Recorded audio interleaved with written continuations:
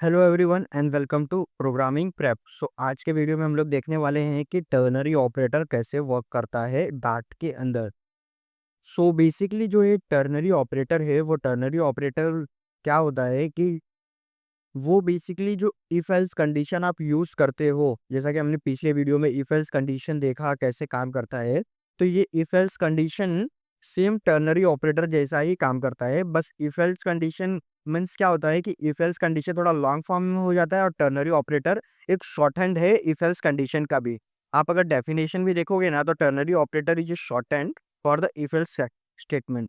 तो बेसिकली जो if else statement जो है, अगर हम लोग के पास एक ही कंडीशन को लिखना है, एक ही कंडीशन मतलब एक या दो कंडीशन को चेक करना है, तो उसके लिए हम लोग इफ एल्स अगर लिखते हैं तो 5 से 6 लाइन ले लेता है। अगर यही चीज अगर हम टर्नरी ऑपरेटर की हेल्प से करेंगे तो हमारा एक लाइन में ही वो काम हो जाता है। तो बेसिकली उसका मैं आपको सिंटेक्स यहाँ पे दिखा देता हूँ।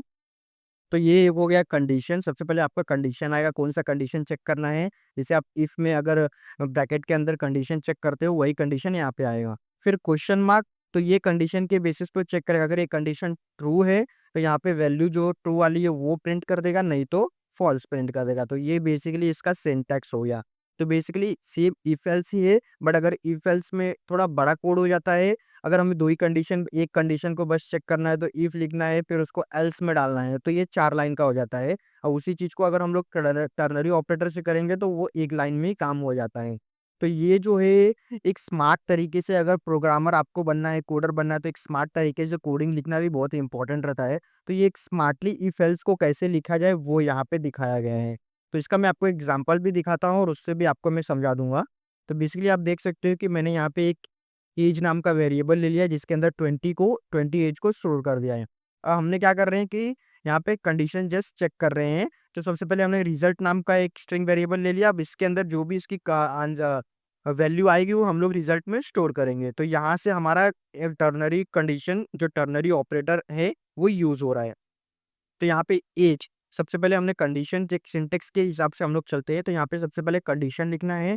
तो हमने यहाँ पे कंडीशन लिख दिया, एज अगर ग्रेटर देन और इक्वल टू 18 रहेगा, अगर एज आपका 18 है या तो फिर 18 से ऊपर है, तो उसके लिए हमें फिर क्या प्रिंट करवाना है। अगर 18 या तो 18 से ऊपर है तो एडल्ट प्रिंट करवाना है, तो क्वेश्चन मार्क डालना है। यहाँ पे जो प्रिंट करवाना है वो वैल्यू लिखना है।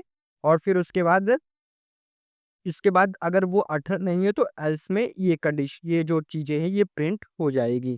तो हम लोग इसको एक बार रन करके देख लेते हैं। कंट्रोल एस करता हूँ और इसको अगर मैं रन करता हूँ तो आप देख सकते हो यहाँ पे एडल्ट प्रिंट हो गया।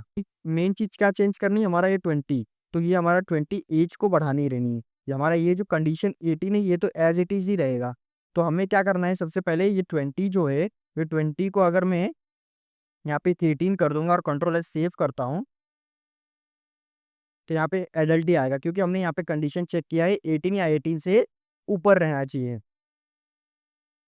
वही बोल रहा हूँ, 18 या 18 से ऊपर रहेगा तो एडल्ट प्रिंट होएगा। तो अगर मैं यहाँ पे 17, अब यहाँ पे अगर मैं 17 लिखता हूँ तो ये मुझे माइनर प्रिंट करके दे देगा। क्यों? क्योंकि यहाँ पे कंडीशन हमने 18 तक ही लगाया, 18 या 18 से ऊपर तक ही लगाया है। 18, हाँ 18 या 18 से ऊपर तक, 18 से नीचे रहेगा तो 17 रहेगा तो माइनर प्रिंट होएगा। तो ये हो गया इफ एल्स। अब इसमें एक और एग्जाम्पल मैं आपको एक दिखा देता हूँ। यहाँ पे मैंने एक लिया है एग्जाम्पल नंबर 2। तो ये मेरा एग्जाम्पल नंबर 2 है, ये एग्जाम्पल नंबर 1 था। इसका प्रिंट को मैं यहाँ पे बंद कर देता हूँ अभी, और ये प्रिंट को ओपन कर देते हैं। तो अब इसमें क्या हो गया देख लेते हैं। ये भी टर्नरी ऑपरेटर, ये स्कोर है 75 और फिर ग्रेड के अंदर से अभी यहाँ पे चेकिंग हो रहा है। तो अब इसमें क्या हो गया, एक कंडीशन चेक करने के बजाय यहाँ पे 2 या 3 कंडीशन चेक कर रहे हैं। तो ये बेसिकली मैं यूजलेस समझता हूँ, क्योंकि मैंने अपने देखा है कि बहुत सारे जो प्रोग्रामर्स रहते हैं वो इफ एल्स को मल्टीपल टाइम, जो टर्नरी ऑपरेटर से उसको आप मल्टीपल टाइम इन लोग यूज करते हैं। तो ये बेसिकली एक रॉन्ग वे है। अगर आपका दो कंडीशन है, दो कंडीशन तक मुझे लगता है ठीक है, लेकिन जैसे ही तीसरा कंडीशन हुआ आप जाइए इफ एल्स को यूज कीजिए। का क्योंकि वहां पे इफ एल्स बहुत ज्यादा बेटर रहता है और अच्छे से दिखता भी है। अब यहाँ पे कैसा होता है ना, कोड काफी मैश हो जाता है। टर्नरी ऑपरेटर सिर्फ आपको दो कंडीशंस चेक करने के लिए ही बने, एक कंडीशन उसके बाद दूसरा कंडीशन चेक कीजिए, तीसरा अगर रहेगा तो प्लीज आप टर्नरी ऑपरेटर तक मत जाइए। सो मेरा आपको यही था कि ये एक एग्जांपल दिखाना था कि अगर आपका इतना बड़ा कंडीशंस हो रहा है तो टर्नरी ऑपरेटर तक मत जाइए। आप सिंपली इफ एल्स को यूज़ कीजिए। सो आज के वीडियो में बस इतना ही। आज हमने देखा कि टर्नरी ऑपरेटर कैसे काम करता है डार्ट प्रोग्रामिंग लैंग्वेज में। अगर आपको मेरा वीडियोस अच्छा लग रहा है तो वीडियोस को शेयर कीजिए और चैनल को सब्सक्राइब कीजिए और वीडियो को लाइक कीजिए, क्योंकि अगर आप वीडियो को लाइक करेंगे तो यूट्यूब का एल्गोरिथम के हिसाब से वीडियो ज़्यादा शेयर होगा और वीडियोस बनाने में बहुत मेहनत लगती है, आपको भी पता है।